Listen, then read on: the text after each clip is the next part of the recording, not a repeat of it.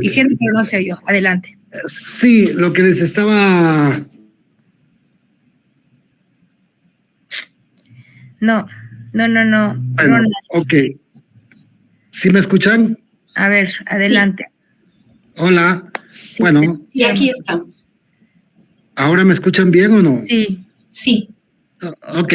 Lo que quiero mencionar en primer lugar es que esta es un asunto que tuvimos que verlo con lupa cuando al inicio del gobierno, al inicio del sexenio, quiero saber si me escuchan bien.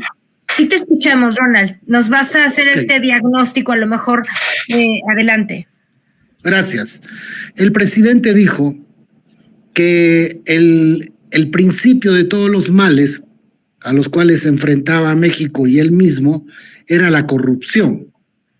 Entonces todos pensábamos, o al menos me tocó a mí ver, al igual que muchísimas otras personas, creer que el asunto de la corrupción era un tema meramente monetario, un tema de la coima, del moche, de cuánto me das para darte tal o cual cosa, en forma ilegal.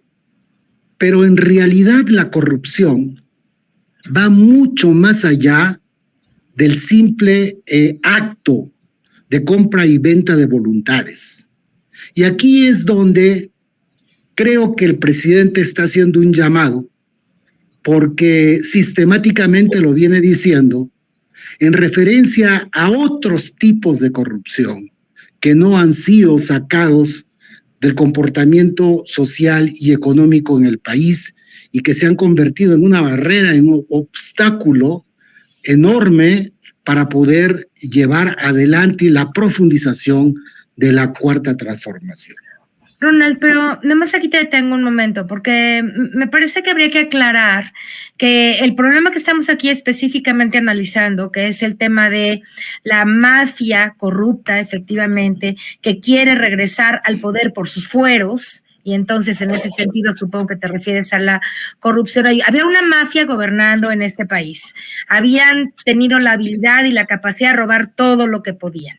Entonces ahora, cuando hay un gobierno que no roba y que no permite la corrupción, esa mafia está enojada, esa mafia encabezada por Claudio X González, los panistas que habían tenido la manga ancha para ejercer y robarse todo el dinero que pudieron, el cártel inmobiliario, los priistas que igualmente pues tenían las arcas abiertas a su total manejo. Llega un gobierno que lo impide y entonces ellos pues se enojan porque van a dejar de tener dinero, pero también los medios de comunicación, pero también los intelectuales, etcétera. Ahora bien. Por supuesto, pero en ese sentido, mira.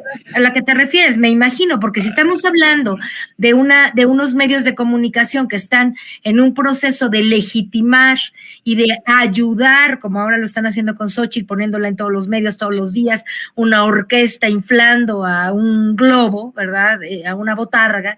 Entonces, ahora el problema que queremos ver específicamente es qué papel están teniendo justo estos medios en pues hay una especie de lawfare, ¿no?, de intentona, digamos, de derrocar al gobierno de la Cuarta Transformación, Ronald. Exactamente, pero déjame ampliar el punto, porque el tema de la corrupción, que no es un tema, decía, meramente monetario, está en las conciencias de un grupo de gentes que maneja, que manipula, ¿verdad?, que está permanentemente mintiendo.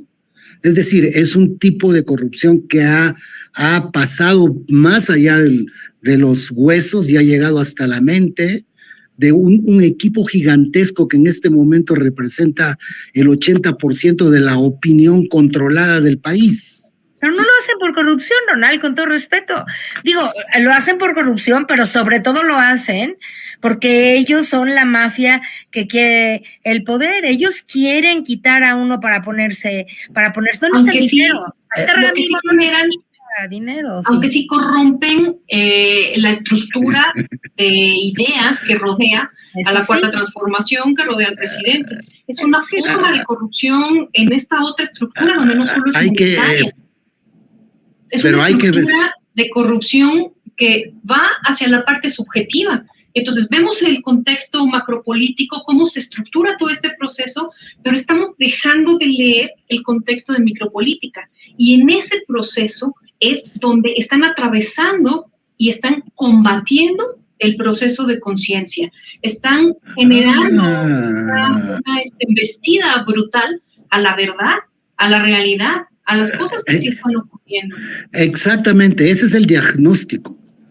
El asunto es que si tenemos un diagnóstico certero, podemos tener una medicina certera también. Pero si no alcanzamos a observar el problema de forma completa, nuestra propuesta de salida a esta problemática no va a resolver el problema. Yo creo que este es el papel de los comunicadores del pueblo, porque han tenido la capacidad de identificar la profundidad del problema. No es un tema tan sencillo, no solamente es un tema, no solamente es un tema de propiedad, no solamente es un tema de poseer los medios, la infraestructura, sino que hay un tema mucho más peligroso de corrupción, que es la corrupción que genera la destrucción de la mente y del alma de la población. La esencia... Consolida la inconsciencia. Este es el problema que tenemos. Porque fíjate, voy a poner un ejemplo muy claro, ¿verdad? Al momento en que el presidente presenta un programa económico completamente novedoso, fuera de los esquemas académicos y de los esquemas teóricos que por años de libre mercado se han enseñado en las universidades, ocurre que la capacidad de respuesta de la sociedad, o de los expertos o de los economistas, ¿verdad?, está mermada frente a este tipo de problema porque no tienen los instrumentos necesarios para poder construir la respuesta que se requiere. Hasta este momento tenemos ese tipo de problemas concretamente en los asuntos económicos, a pesar de la larguísima lista de éxitos económicos de la 4T. Es enorme, no alcanzaríamos muchos programas para poder hablar de toda esta lista. Sin embargo, el golpeteo de la prensa y la incapacidad, ¿sí?, de poder crear los elementos conceptuales nuevos que el presidente está demandando, esta parte es la que nosotros creo que debemos de profundizar. Sí, es decir, creo que, perdona, nada más decir, es un tema de información lo que tú estás diciendo, ¿no? Para que nosotros realmente podamos tener este pueblo sabio que habla el presidente.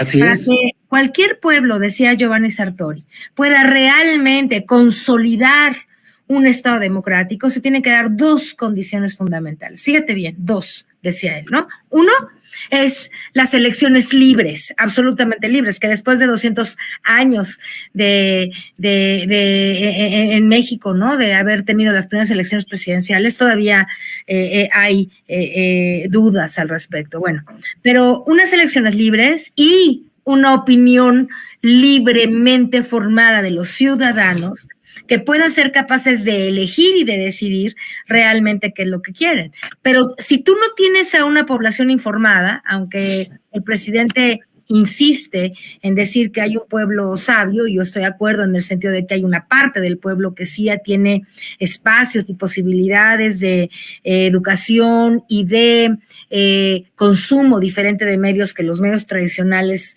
que son la televisión y la radio abierta. Pero en general, el prianato se mantuvo 80 años o más gracias a tener un pueblo totalmente desinformado e incapaz en muchos sentidos de poder tomar decisiones diferentes. Ese pueblo desinformado y ese pueblo que había sostenido, incluso con su voto o con la permisividad al fraude, a ese sistema del PRI y del PAN, en 2018 cambia radicalmente y dice, no más, ahora queremos una cuarta transformación. Pero ¿qué es lo que ha pasado? Yo quisiera que enfocáramos en eso antes de leer una parte del comunicado que a mí me parece que sería interesante ver. El diagnóstico que tenemos es que la población mexicana, como no tiene todo el acceso a las redes, como es costoso que tú estés usando tus datos para ver los noticiarios de sin censura y de los logros de la Cuarta Transformación, etcétera, el 75% de las personas, de acuerdo con las encuestas especializadas de consumo de medios, sigue teniendo como fuente principal de información en todo el país, no nada más mentira. Como el tiene como fuente de información la mentira. La radio ellos se dedican, es la mentira, o sea, esa es la fuente de información que tienen. Y entonces cuando es mentirosa, el asunto es falsa, ¿no? Sí. ¿Cuándo, quiénes, cuándo y dónde se va a decir la verdad y se va a hacer generalizado? ¿Cuándo el 75% por lo menos de la población va a conocer la verdad? ¿Cuándo el 75% de la población va a conocer la larga lista de casi 400 proyectos de infraestructura?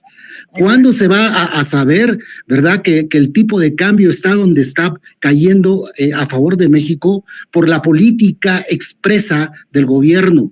¿Cuándo se va a saber, verdad, que la llamada inseguridad de las mentiras que promueven todos estos medios, verdad, es absolutamente puro terrorismo en contra del bienestar inclusive psicológico de la población? Hay gente que ya apaga esta cosa que le llaman informes, noticieros. Son noticieros rojos de alarma, que se murió el perro colgado de la esquina de no sé quién, y se murió el otro, y el otro, y el otro, y tienes 25 minutos, 30 minutos de bombardeo sistemático de muerte, destrucción contra la seguridad emocional y mental de la población. ¿Cuándo los vamos a quitar? Es un atentado criminal. ¿Cuándo los vamos a quitar? Está perpetrando toda esta red de nuevos comunicadores políticos. Está generando una escalada criminal.